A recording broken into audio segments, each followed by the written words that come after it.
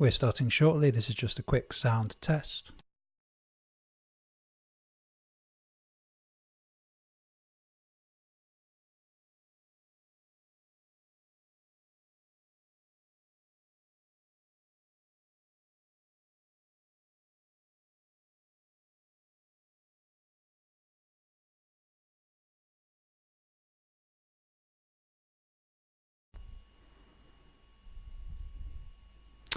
Hello everybody and welcome to the Excel Spreadsheet Skunkworks. I'm Chris and my mission really is to bring Excel VBA to as many people as possible, help them get as much value and sheer joy out of learning Excel VBA as I have.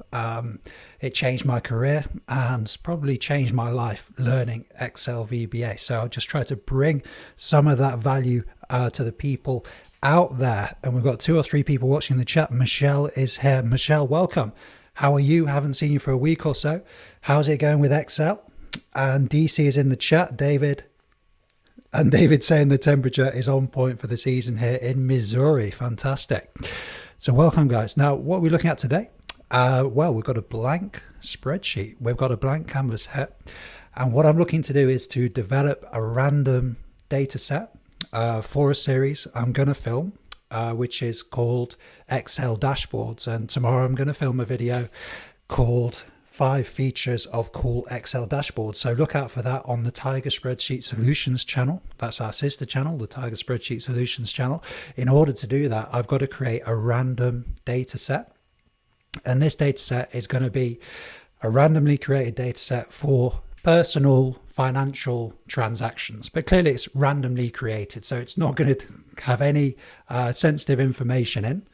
And I wanted to take people through the process of doing that because it's the kind of thing that could take a long time. It's surprising how often as an analyst you are asked to generate random data. We need to generate random data to test models. We need to generate random data, to show somebody that a chart is working. It's surprising how often you're asked to do it. And I've created over the years a method that I use for doing it at the click of a button. So not just doing it once. If you need to rerun it at the click of a button, run it with a different size data set, create more or less data. So building in that kind of flexibility. Hopefully we'll get far enough to build in that kind of flexibility. So that's what we're going to be looking at doing in the next hour or so.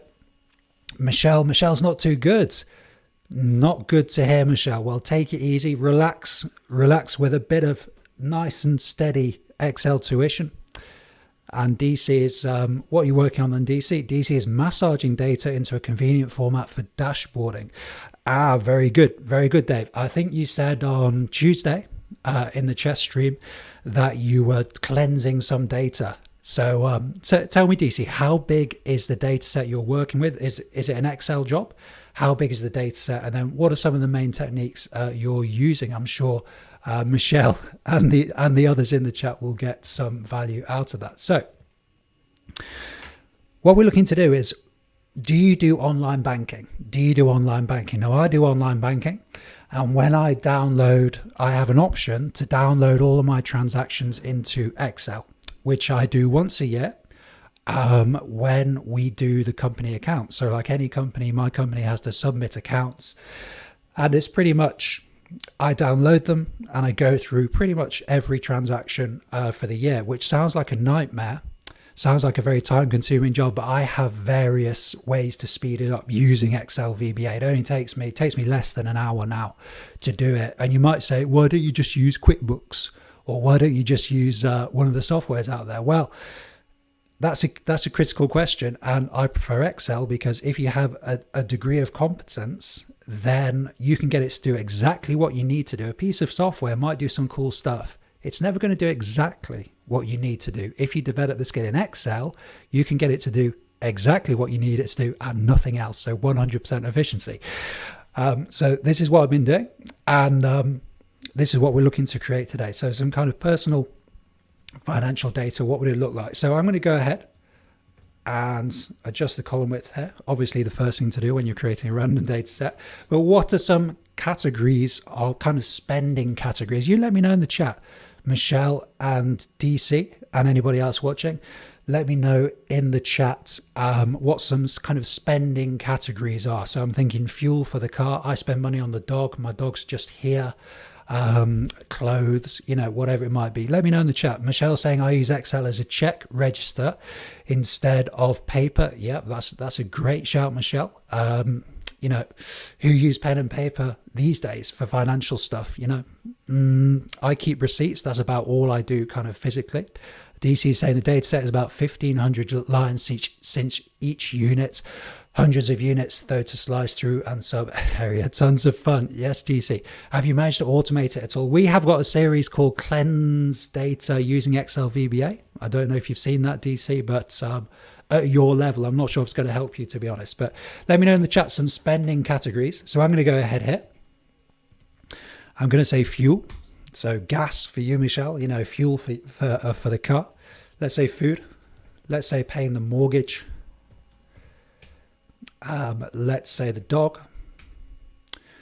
Let's say clothes. Let's say entertainment.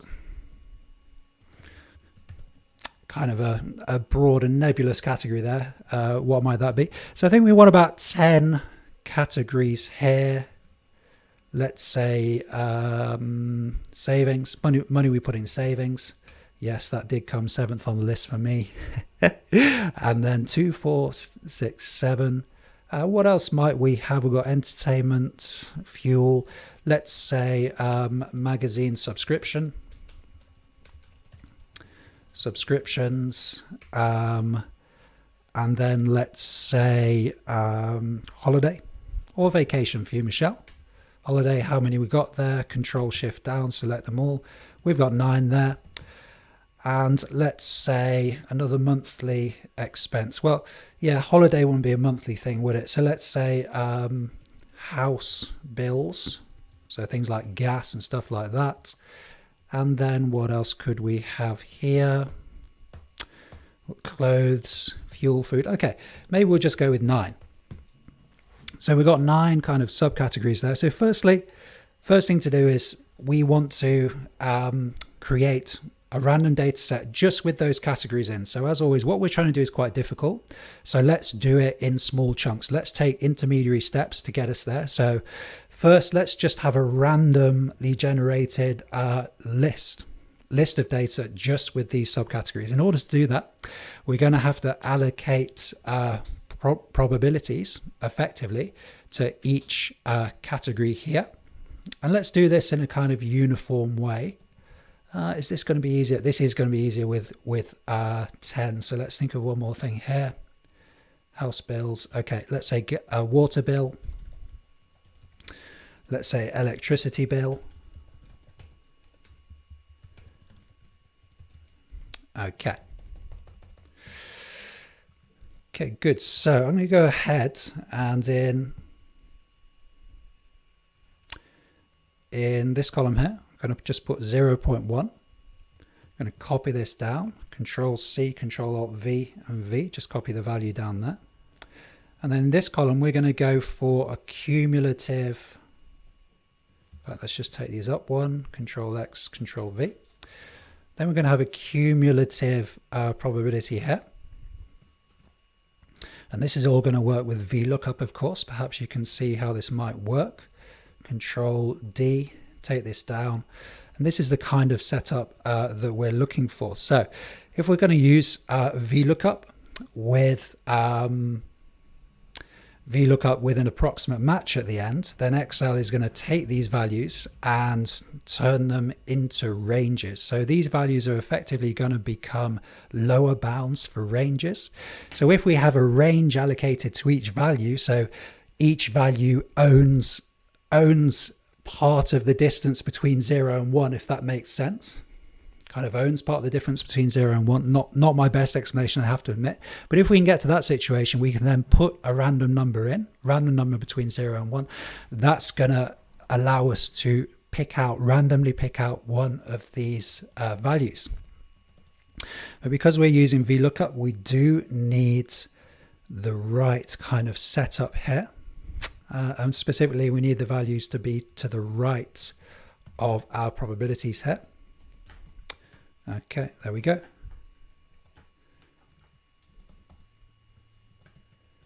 Okay, Alt HOW. Good, so this is the kind of setup we're looking for. Let me just quickly demonstrate this with VLOOKUP. I think we'll use application.worksheet function, or maybe we won't. Maybe we'll just do it all in the yeah, I like it. Got some good ideas here coming in from DC. So DC says other, always need a catch-all. Yeah, good shout. Medical, food, rent, entertainment, utilities. I'm going to put medical in here. I like that. Medical, and let's say I'm going to change this to utilities. I like that. I like those ideas. Utilities. There we go. Okay. I don't actually have any magazine subscriptions, by the way, although I think I did about 25 years ago. So yeah. All right, so what we want to do, Excel can of course generate random numbers for us. And if we just go for the RAND formula, we're going to get a random number between 0 and 1. So what we can do now, let's make Excel calculate, hit the F9 key, or you can go to formulas and then over on the right. So outside of your screenshot, over on the right, you can hit calculate, or you can just hit the F9 key on the Windows PC. So we generate a random number between 0 and 1. So maybe this is all coming together because that distance between 0 and 1, we've already partitioned up. We've partitioned it up so that each bit of distance between 0 and 1 is allocated to one of our values. So if we drop a random number in, it's going to slot into one of those slots and give us a value. This is the idea anyway. To do that, use VLOOKUP. The lookup value is here, the table array. Now this is important. So we have to have, of course, our lookup value is going to fit into the column, which is the leftmost point of the selection, to you. And then we want to return a value from the second column. And then critically, the range lookup, this is going to be an approximate match because that random number value does not appear in our table. So this is going to be an approximate match. So we can just go 1 there. Okay, this looks good. Okay, so we've got mortgage. So what's happened there? Excel has gone to this row. Now these numbers are effectively lower bounds. So anything between 0.2 and 0.2999999 is going to return a value from this row. And then we can keep going and we can see different values being returned there. So just to prove this, so 0.01 would give us fuel, and there it is. And 0.99 would give us medical, and there it is. Okay, so back to our random number, Control Z. Control S, save the file. So Michelle has separate categories. Okay, good. So you've got fixed expenses and variable expenses. Yeah, I suppose this could get quite complicated. I'm only creating a setup to generate some random data. Of course, I'm certainly not advocating this as a way to organize your personal finances necessarily. So, okay, so can we kind of scale this up so that on the next sheet, let's have a sheet here called data. So I've just clicked onto the next sheet, Alt HR. I changed the name of the sheet to data. So that's outside of your screenshots. And then the first sheet, I'm going to change this to engine, Alt HR and engine, because that's where we're doing the workings out. That's where the work's happening. So we can call that the engine sheet. And then we want to, this is our output sheet. So we want the data to appear. We want to generate the data on this data sheet. Okay, so let's get into the VBA Editor. Insert a module here. Okay, option explicit at the top of the module.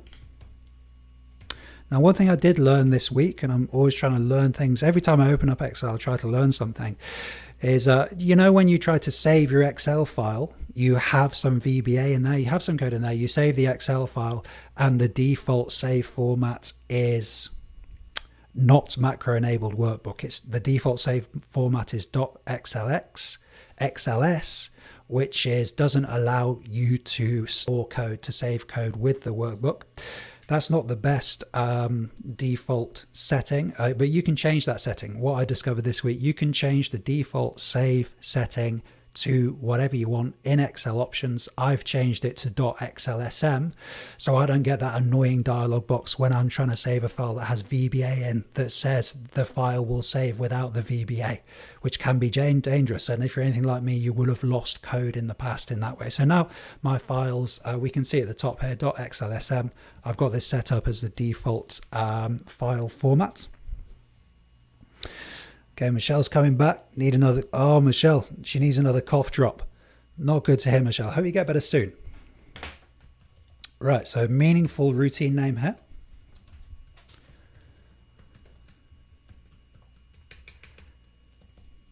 Okay, and then we're going to go through a loop a number of times. So let's declare our counting variable.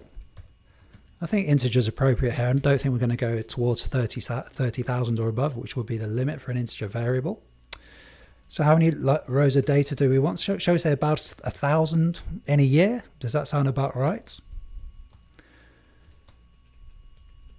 1, 2, 1,000. And then next counter. So we always close the loop when we open the loop. That helps us avoid problems later.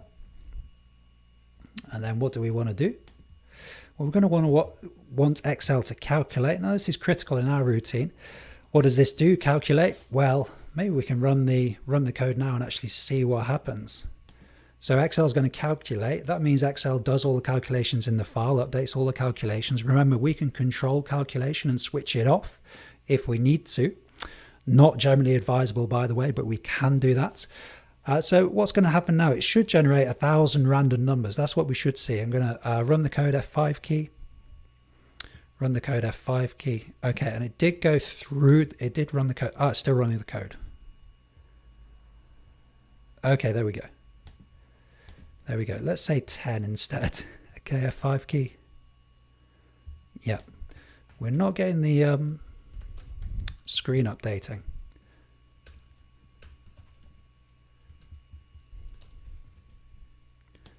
Try this. Okay, I'm hoping to get that flashing effect to show that the numbers are regenerating. Okay, can't seem to get that. Anyway, we want this to be, yeah, let's not do anything with the screen updating for this one. Okay, anyway, the basic mechanism seems to be working. So we want calculate, that's going to generate a new random. That's going to generate a new random number, a new output for us. Let's go ahead and position Control Shift plus here. Let's go ahead and position this mechanism at the top. Control X and Control V. Check it's still pointing to the pointing to the same range, which it is.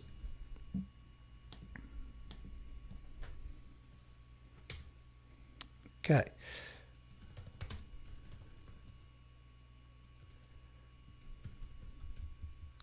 In fact, I won't do a with and with. I think it's simple enough what we're trying to do.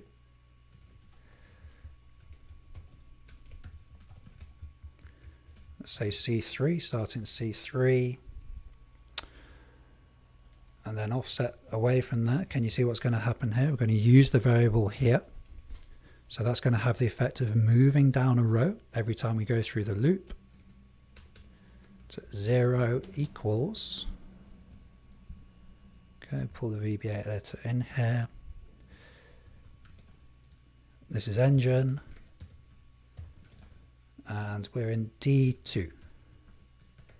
D2 here. So we can see the benefits here of having two screens or being able to see the VBA editor and Excel at the same time. You know, that's really is critical. If you got one screen, you've got to be able to line up those two windows. You can use the Windows key on the Windows PC, hold down the Windows key and left arrow. That's going to arrange the window so it only uses up half the space. But the best setup is, of course, to have two monitors. I've got using two monitors today. Michelle's back. Did I miss much? I don't think so, Michelle. We're still, well, we have opened the VBA editor. Okay, what are we expecting to happen now? So, Control S, save the file. Step through the code with the F8 key. I'm expecting a value to appear on the data sheet, and we do have the value there, mortgage. And then F8 key, and then we have another value there. Okay, so if I just let this go, then we're going to have, we've got 100 values here. It's always interesting to test this. Let's go ahead and generate 1,000 just so we've got a good size data set here. F5, run the code, Control S. Oh, still running the code here. It seems to be taking a while to run. Maybe that's just because I've got the screen recording going, and I am live streaming as well, of course.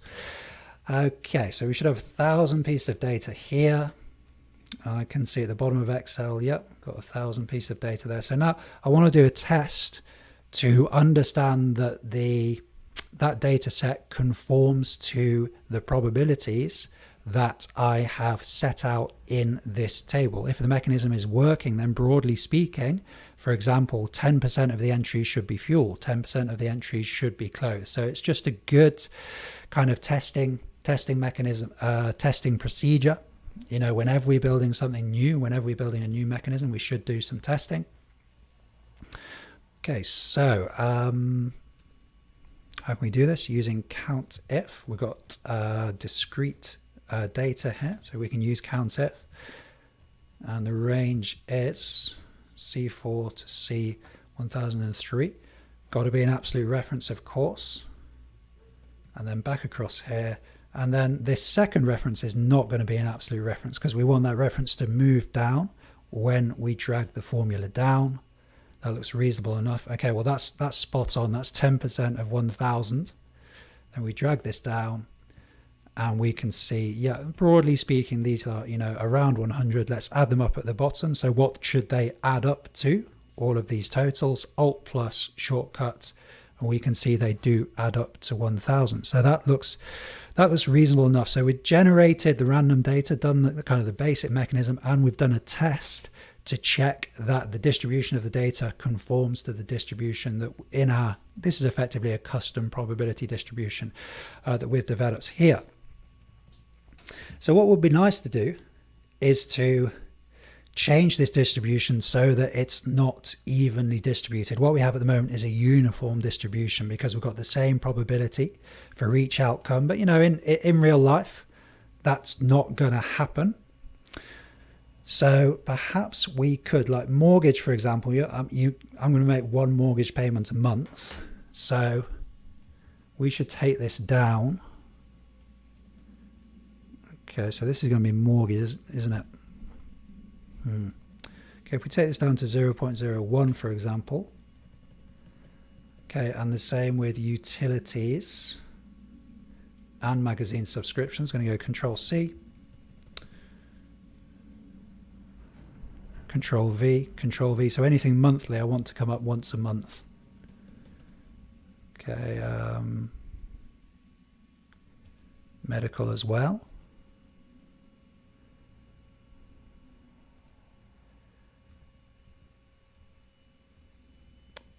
Okay, that's not quite right, is it?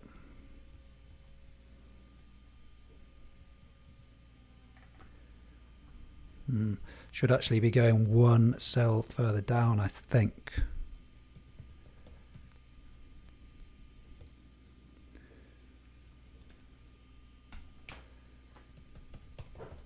Okay, so mortgage will now be in this area. So I think this makes all the values line up. Magazine subscriptions, utilities, anything else monthly? No. Okay. So let's say fuel, let's say we do a lot of driving here. Let's change you to 0.2. So what we're trying to get is for all these probabilities to add up to 1. Food, dog, let's say food 0.15 here. And let's say dogs a bit more, 0.12. There we go. Okay, so we should now be able to run this and not have a uniform distribution, have a proper custom distribution. So the outputs conform to the probability distribution as we have articulated here. And note that these intervals, these ranges, are no longer uniform, no longer the same, but they do add up to 1 at the end. So we need to retain those features. They need to add up to 1, and you need to have 0 at the top here. Certainly if you're using the mechanism that we're using the equals rand formula. Let's just run this again, see what happens. F5. Okay, taking a little while to run, a few seconds.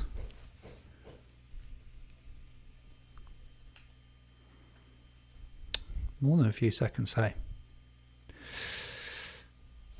Well, hopefully.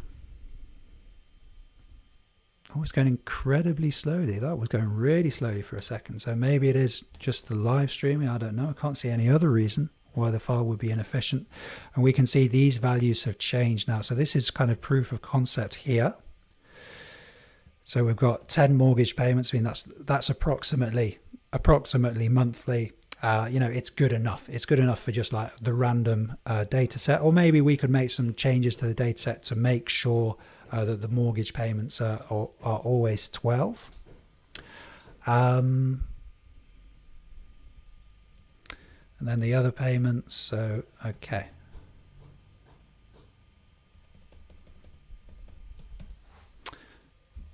Okay, fine.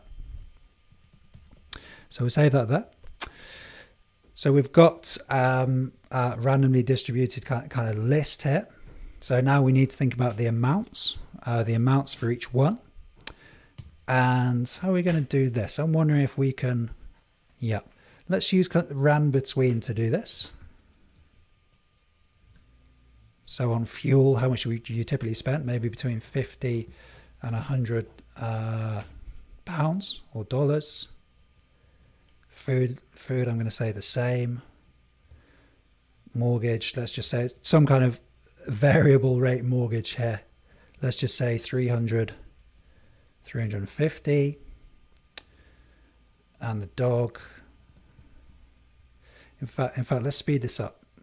Let's speed this up by kind of slowing it down. So here we're going to have 50 and 100. And then this rand between formula, rather than having the hard-coded values, let's point to 2 cells, and then we can change the values in the cells. There we go. So Control D, take this down. Let's take these values down too to begin with. So food is okay. Mortgage, we said 300.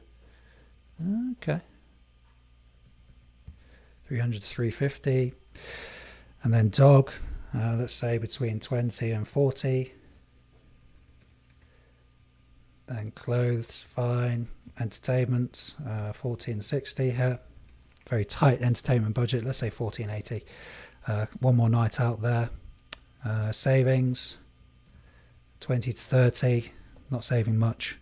Magazine subscription, 10 to 12. Utilities, 100, 120, let's say. And then medical, let's say 50 to 60 here. Okay, so again, we use the rand between here. And then if we hit the F9 key, rand between is also going to update. So we're going to see those random numbers coming in. Okay, so cool, random numbers in Excel. And when you combine random numbers with other mechanisms like this VLOOKUP mechanism and the probability table, you can get really cool stuff done.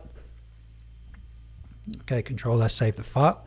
Back to the VBA editor. So what we're trying to do, of course, is to get some values in here. And that's going to allow us to move towards having our list of transactions. So let's say type, and then let's say amount here. Then let's just do some column resizing here. Alt-H-O-W, 3. Okay, so we need a VBA editor now. Okay, so now a little more complicated this. Okay, I think the easiest way to do it is actually going to be to just use a VLOOKUP here.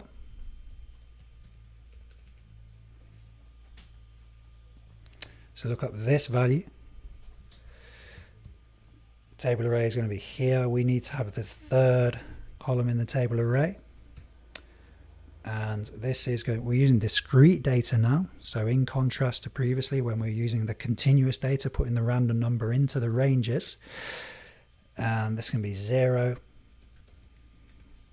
Okay, there we go. So fuel, so it's gone, found fuel and then returned 97 there. Let's test it, food, and it's returned 91 there. Good. So we can now, in the VBA editor, yes, this is going to give us the category.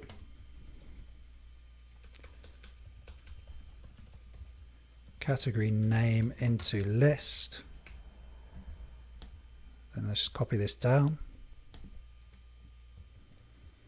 Then this is going to give us the amount into list. Yeah, Dave, I'll try turning off the screen updating. Hopefully that will speed things up for us.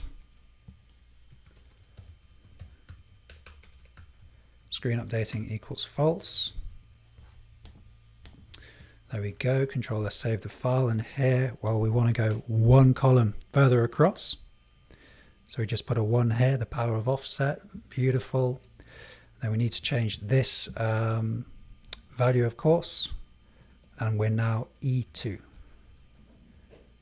E2. Is it E2? It's F2, isn't it? No, it is E2. So yeah, we want D and D. Okay, fine. And there we go. Having a bit of a nightmare with the keyboard here. There we go. Okay, so screen updating off. Okay, let's give this a try. Run the code. Yeah, and that seems to have sped it up significantly, DC, with the screen updating off. Then very nice. Okay, so it would be nice to have some decimal places here as well. How could we do that?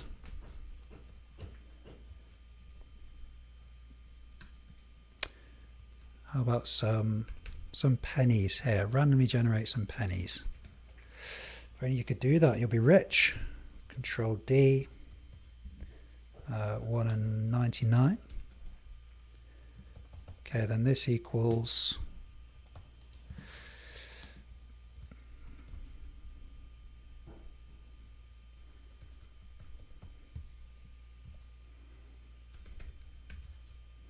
okay, now we've got some nice decimals. Yep, looks a bit more like a financial transaction now.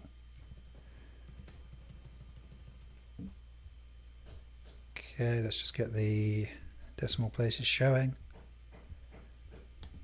Okay, there we go.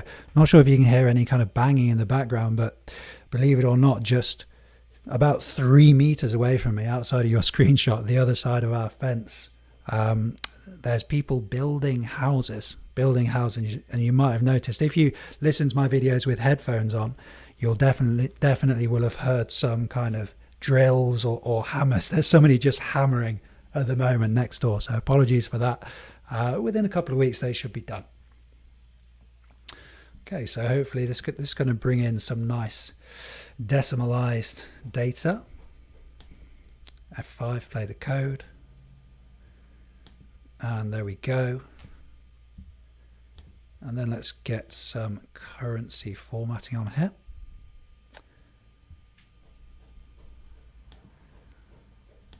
Okay, lovely. Close 300. What's happened there?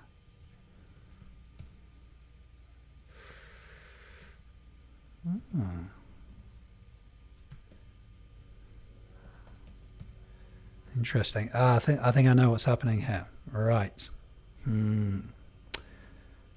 So it's doing an additional calculation here.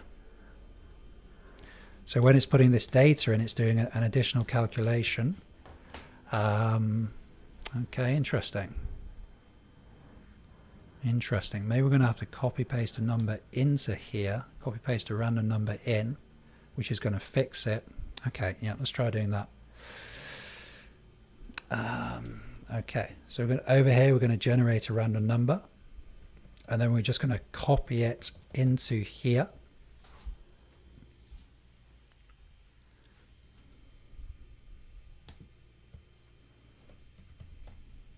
Or can we just make it equal?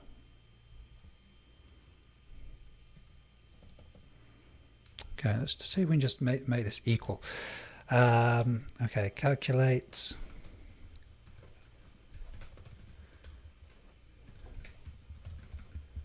Range C2.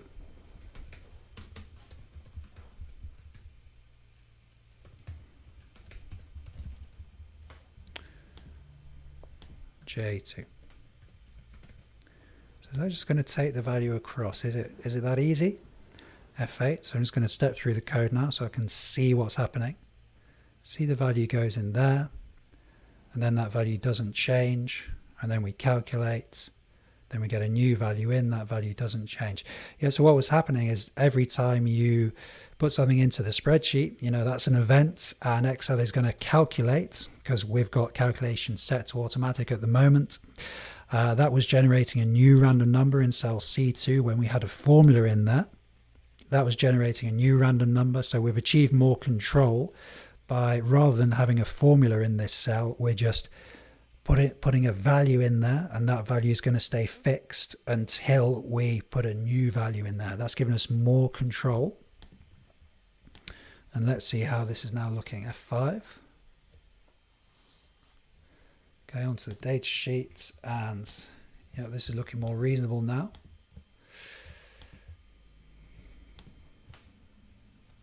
So do we have a mortgage? The mortgage should be a bigger payment, of course. Fuel. Looking for mortgage here. Mortgage, yeah, mortgage is a bigger payment. Utilities is a bigger payment. Maybe we could put, do another little check here. Let's say average if.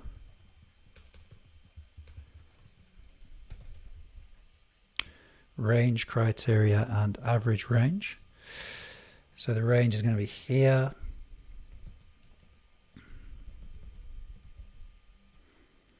So fix that, fix reference, $signs, F4 key on the Windows PC. Criteria is going to be here. And the average range is going to be that data. And that needs to be fixed as well. Checking the references there. Looks reasonable enough. Okay, then we take these down. So do these values look reasonable? So again, another little test. Just to check we're not, you know, producing rubbish in, rubbish out, trying to avoid that at all costs. And then, yes, looks reasonable enough. The mortgage is between 300 and 350, dog between 20 and 40, clothes 50 and 100, entertainment 40 and 80. Yep, utilities. Okay, yeah, very nice. By the way, I mean, I think, yeah, that's a good point, DC. We could just take both cells at the same time. Okay. What code would you use to do that, DC? Take both cells at the same time. So you'd say a range with two cells equals a range with two cells, I assume. But using offset and stuff, that might be more tricky than it sounds initially.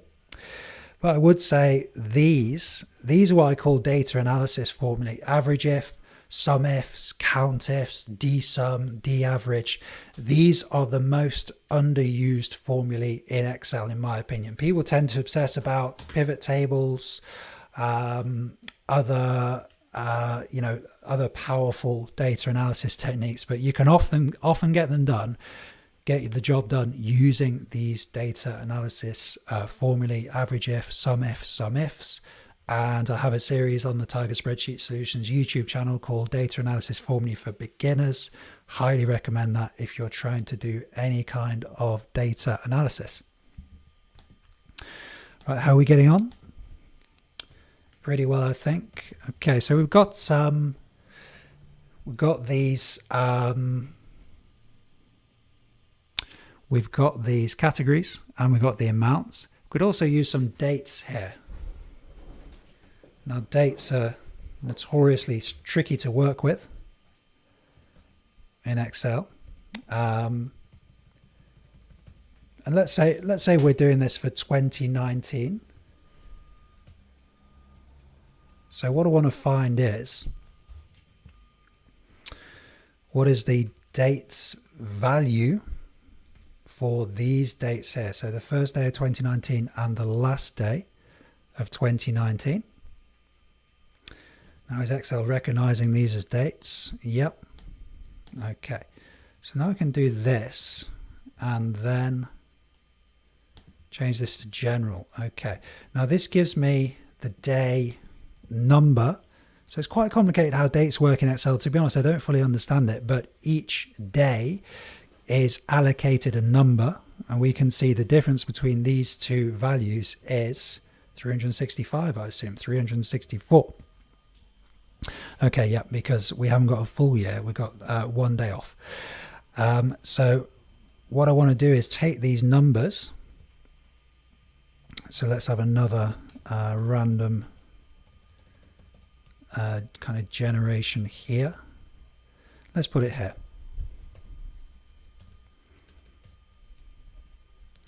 This is going to be ran between these two numbers. So that's going to give us a random date, effectively. Okay, and every time Excel calculates, yep, that gives us a new date. So we want that date to appear as well. It would be nice if that date appeared over here, actually. So let's go over here, Alt HOW 10. Let's take that again, F4.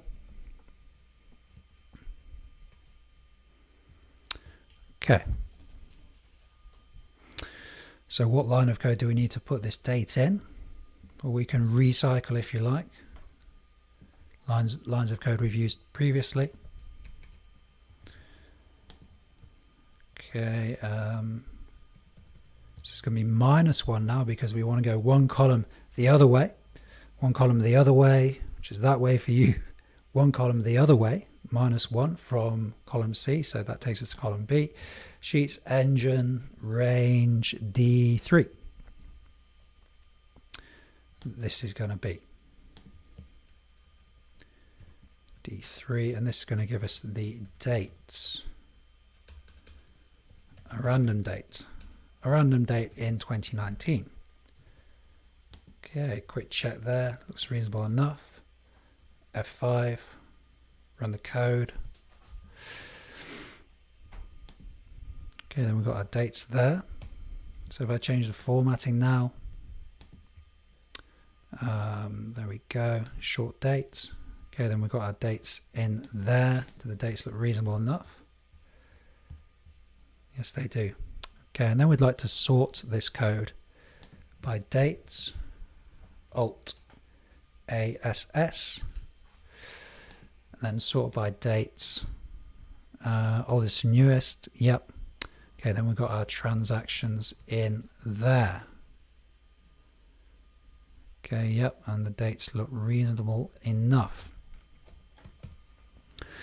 Okay, good.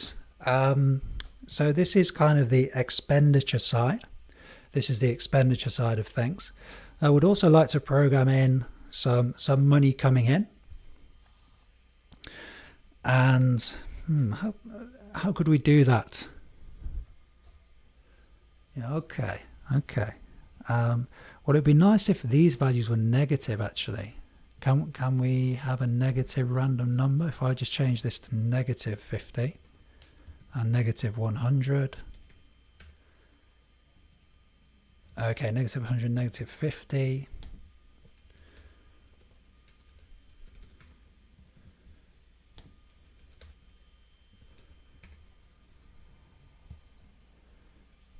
Okay, yeah, that seems to work because money going out of your bank account shows up as a negative value. So let's say is it as easy as doing this? Yep. Control D. Okay, so I've got to make sure I get these in the right order, or ram between isn't going to work. Say Control C, Control Alt V, just the values we want. Okay, yeah, and these are now all negative, which is cool. We can delete these. Okay, and does our code still work? Hit the F5 key, run the code.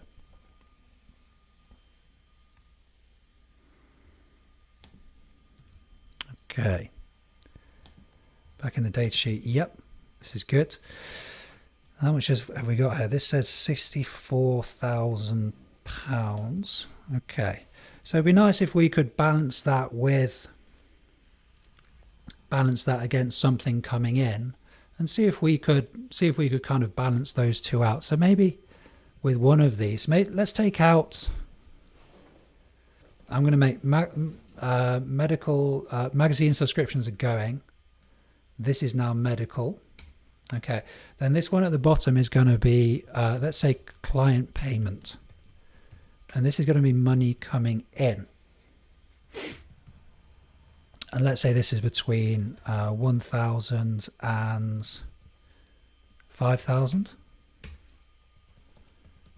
Okay, and what's happened here? Yeah, well, that value is not in the data set at all, which is why we've got an error here. So that's fine.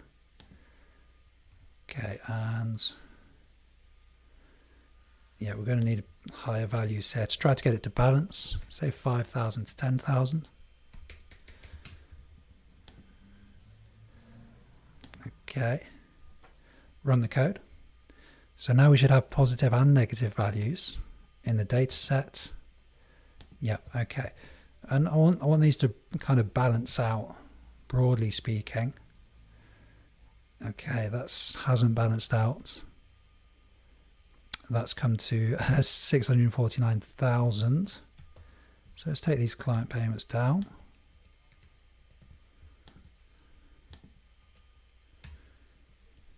Okay, run the code again.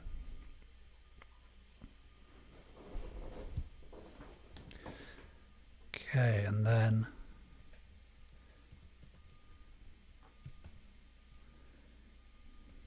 okay, and that's given us 26,000 profit. That's not bad. Not a bad year. Okay. This is the number of occurrences here. Let's have fewer client payments. That's going to make it more realistic. 9.3. Let's try that. Oops.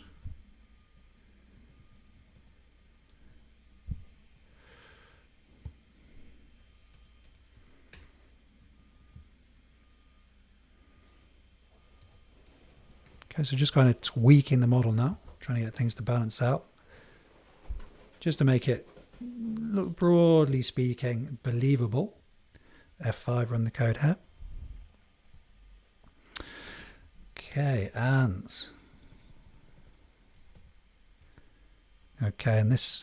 this has minus 23,000.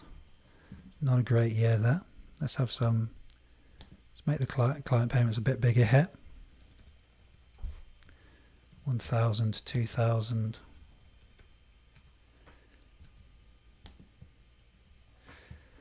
Run the code again. Okay.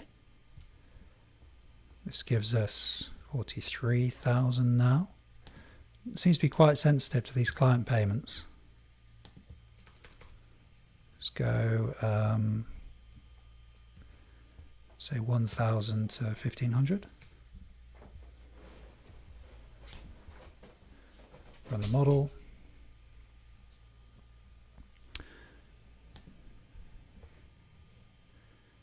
Okay, good. That seems to be about right. That was minus 3,000 for the year. Let's run the code one more time. Then what I'm doing is just summing up. Yeah, just summing this up and seeing if, broadly speaking, they're balancing out. Because we're trying to create a random data set, and that means that broadly speaking, the expenses and the income are balancing out. So that's what we're looking to do. But I'm pretty close now. I've just run it a few times.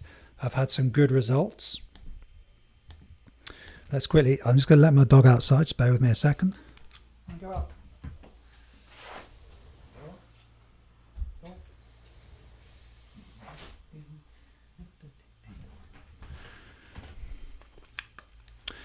Okay, and then I want to sum this up. I'd like to do that testing quickly without having to change sheets and go and select the range. So how could we set that up? Let's just say here. So here we're going to sum up all the values. Okay. Okay, there we go. And then let's get a button here. Let's get a button in here to so we can quickly trigger the macro. Insert button, hold down the Alt key, of course. Make the button line up nicely, generate data. Let's just say generate here.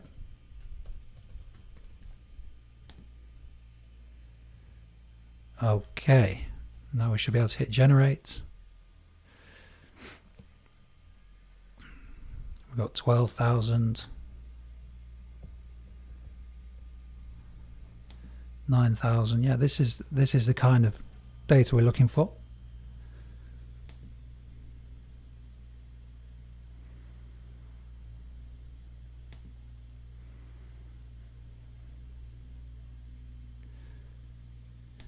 Okay, nice.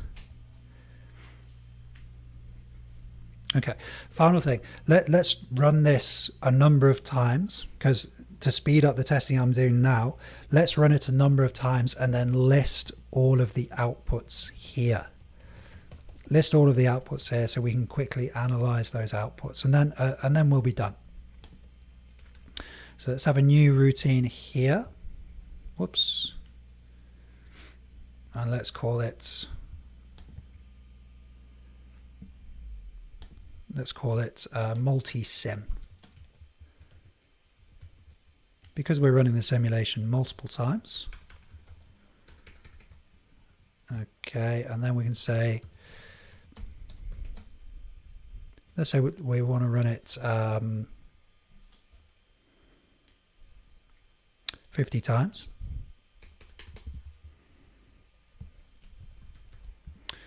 So call generate data.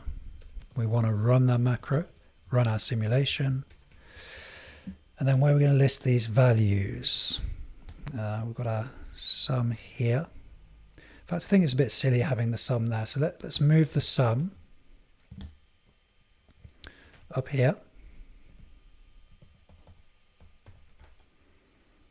D4 to D103. 1003 was that? 1003, yep, just checking that range. Okay, then here, let's say,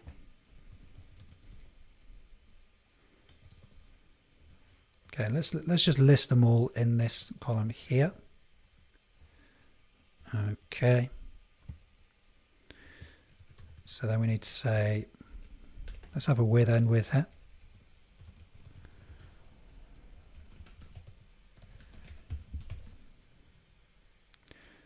Sheets engine and with. Okay, and then dot range. So let's start with C21. So we're going to offset one row down from that.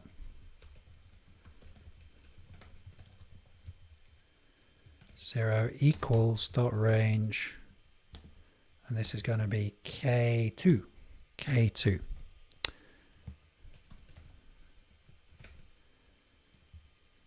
Cool. So this is going to go through, run the simulation 50 times, going to call the macro, and then write all of the outputs down for us here. Let's just say call run sim 50 times. Cool, okay. So it generates, and then there we go. Let's copy this button, control, and then let's say multi here.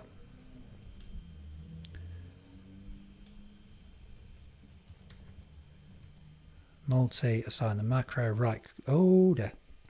I accidentally left click, meant to right click there. So that will just run the simulation. Assign macro, Multisim. Okay, in fact, I'm just going to go for, let's just go for 10 times because it's taking a little while to run the routine. So let's just say 10. So we should have 10 values stacking up down here. Yep. classic error.